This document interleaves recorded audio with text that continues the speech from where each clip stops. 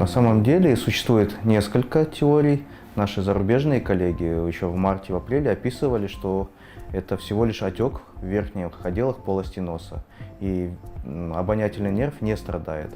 Однако прошло несколько месяцев, и уже стали появляться данные, что все-таки идет в том числе, кроме отека в полости носа, в том числе и поражение обонятельного нерва.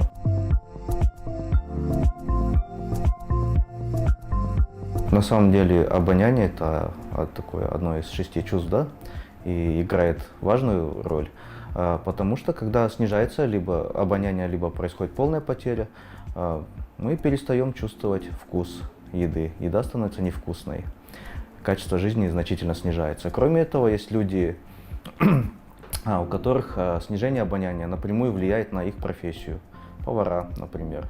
Да, они уже не могут полноценно работать. Также у меня были пациенты, которые работают в газовой отрасли, те, которые работают по восстановлению газа, да, по устранению аварий, то есть они не чувствуют газ. Тогда это уже прямая опасность.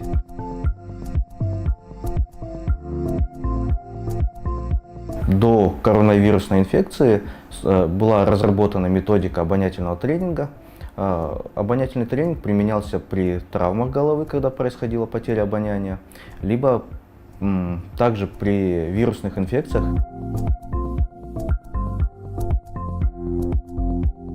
Международные рекомендации, они все-таки на первом месте ставят обонятельный тренинг как один из доказанных методов с точки зрения доказательной медицины.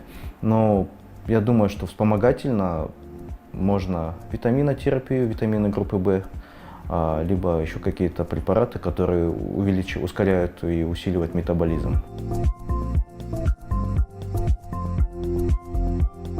Ингаляции, я думаю, больше могут навредить и дополнительно повредить нерв. Особенно если это ингаляции либо паром, где высокая температура, или содовые какие-то могут быть вдыхание, да, паров. Я думаю, что они скорее навредят, чем помогут. Не рекомендуется вдыхание очень резких запахов, потому что больше можно травмировать, да, нерв на стадии восстановления. Ну и слишком резкие интенсивные промывания, ингаляции также не рекомендованы. То есть сморкаться слишком сильно? Ну, высмаркиваться можно, то есть и с учетом, да, мер предосторожности, чтобы не повредить ухо, потому что больше риск повреждения уха при неправильном высмаркивании. То есть это должно быть поочередное высмаркивание, сначала с одной стороны, потом с другой, и начинать надо не сразу резко, а более с низкого давления и постепенно увеличивать. Есть люди, которые очень резко сморкаются, и они могут повредить.